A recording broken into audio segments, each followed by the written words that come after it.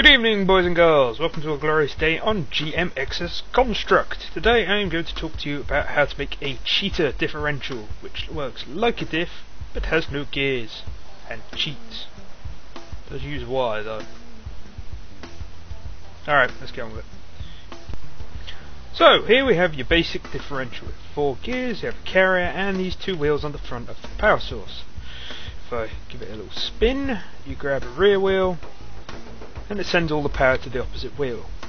So, why do you use a differential in the first place? If both wheels are welded together, then the car will always try and go in a straight line regardless. Using a diff, you can go around corners a lot easier, because when you drive around a corner, the outer wheel has to go further than the inner wheel. Using a diff, you can achieve this. So, change the camera, I shall turn right, and I'll go forward. If you can see, the X on the outer wheel does about twice the number of rotation the one on the inner wheel has to. If I go the opposite way, same thing. And a differential allows you to do this easier. You can also get nice tight turning circles with a differential, because rather than the car trying to go straight constantly, the wheels allow it to turn. Hold on. So, here we have the car with the differential driving around in a nice little circle. It's all very nice and pretty. Now I'll remove the diff and connect how most people probably do it, which is just connect both rear wheels to a power source. As you can see here, turning circle's a bit bigger. At the higher speeds it'll be a lot bigger. You'll notice when you try and turn at really high speed it tends to just slide out. It's even worse if you do 4-wheel drive, because then all 4 wheels just want to go straight. Alright, so how to do a cheater differential for better cornering. All you need to make a cheater diff are 3 wheels. You'll have a centre wheel and then 2 outer wheels,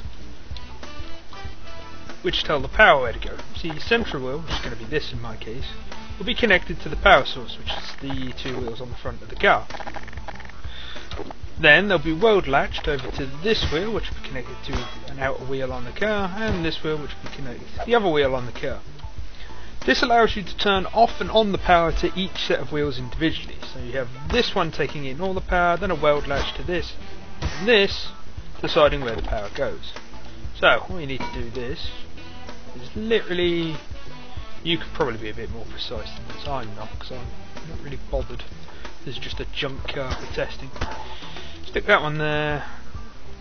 Use the axis tool or precision alignment just to line it up. And take the axis off. Axis center, great tool, axis center. Same on the other side.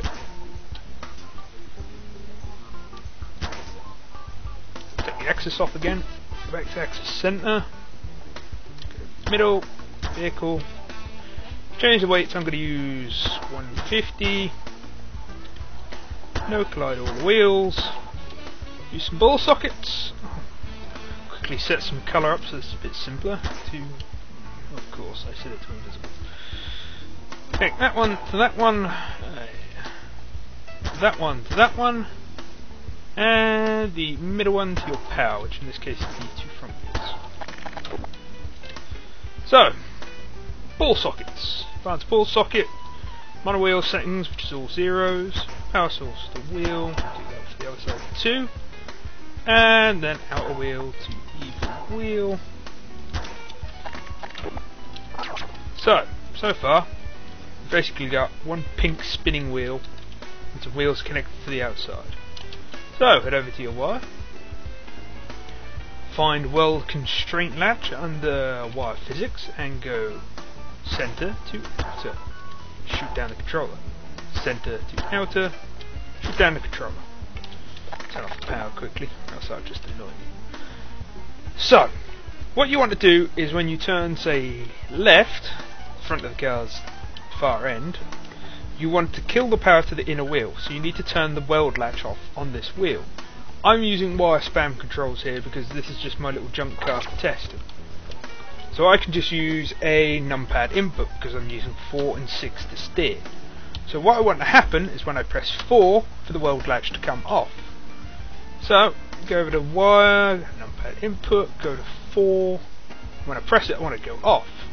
So I want the off value to be 1 and the on value to be nothing. and then just shoot the controller on the back. Wrong controller.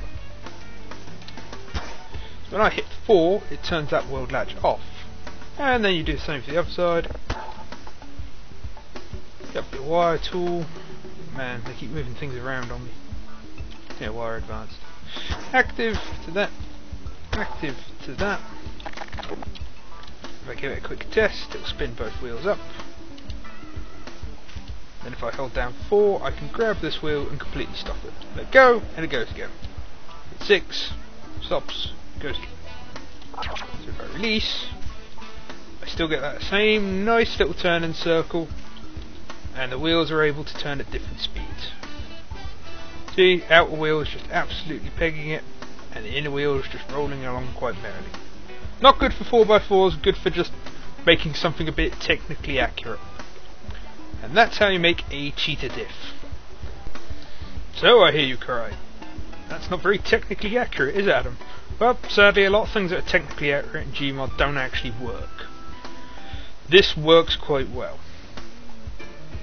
If you want to use gears, that's fine, but this is a bit less laggy and bevel gears suck balls.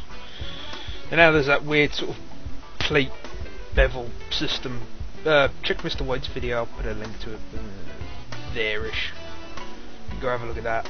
That's weird. But you can apply a cheetah diff to that. There's a couple of Weld latches and some wire controls. You could also incorporate these wire controls into a E2, but I'm not going to explain that to you because I expect by now some of you at least know a little E2 because I keep linking to tutorials, and if you haven't watched them by now, that's your own fault. So, as always, I'm Big Adam and I do crap tutorials. And it appears to be midday, meaning I'm going to have a sandwich. Sandwich. Om nom nom.